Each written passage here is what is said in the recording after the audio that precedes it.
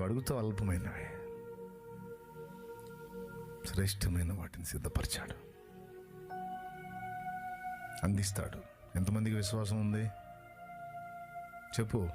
నీ కాళ్ళ ముందు చూపు చూసి, ప్రస్తుతం నువ్వు ఫేస్ చేస్తున్న పరిస్థితులు చూసి దుఃఖపడవాకు, దిగజారిపోవాకు, ఇంతేలే అని రాజీ పడవాకు. ఉంది ఉంది ఉంది ఉంది 2025 అయిపోయింది కదా, 2026 స్టార్ట్. నూతనమైన మలుపులు నీ జీవితంలో, నూతన అధ్యాయం స్టార్ట్ అయింది. అది నీకు చూపించడానికే బ్రతకనిచ్చాడు నిన్ను. లేకపోతే 25లోనే క్లోజ్. 26 కూడా నీకు నాకు ఇచ్చాడంటే ఇన్నాళ్ళ నీ కన్నీటి ప్రార్థనకు జవాబు ఈ సంవత్సరంలో నీకు ఇవ్వబోతున్నాడు.